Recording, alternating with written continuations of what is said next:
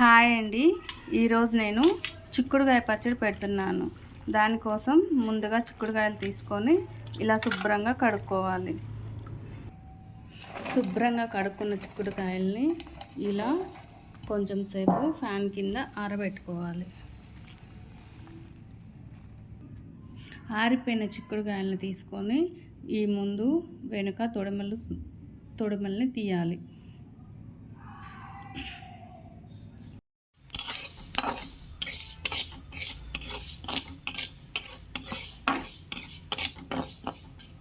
కొంచెం ఆవాలు, కొంచెం మెంతులు వేసి ఇలా లైట్గా ఫ్రై చేసుకోవాలి.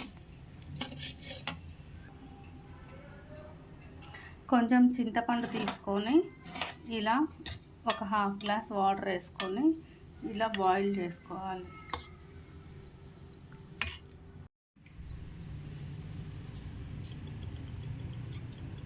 ఇలా కొంచెం నూనె తీసుకొని నూనె వేడయ్యే వరకు ఆగాలి. నూనె వేడైన తర్వాత ఇలా ఒలిచి పెట్టుకున్న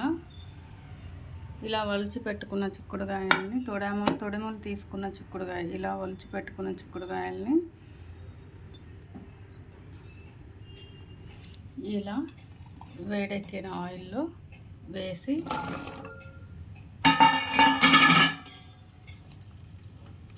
కొంచెం సేపు వేగనివ్వాలి.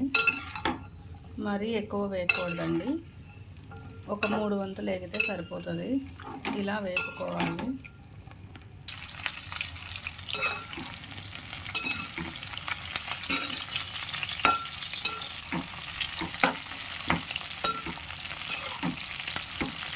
ఇలా కలుపుకుంటూ దగ్గరుండి వేసుకోవాలి. అలా స్టవ్ మీద పెట్టేసి వెళ్ళిపోకూడదు. అవి కొన్ని వేగకుండా అలా వస్తాయి. అలా కాకుండా ఇలా దగ్గరుండి కలుపుకుంటూ వేపాలి. నానబెట్టుకున్న చింతపండుని ఇలాగా పిప్పి అంతా ఏం లేకుండా వడకట్టుకోవాలి. ఇలా చింతపండును బాగా ఉడకబెట్టుకోవాలి. అందులో వాటర్ కంటెంట్ అంతా పోయేలాగా బాగా ఉడకబెట్టాలి. ఇలా కారము, మనం ముందుగా పట్టించిన ఆవు పిండి, మెంతిపిండి, కారం ఇలా బాగా కలుపుకోవాలండి.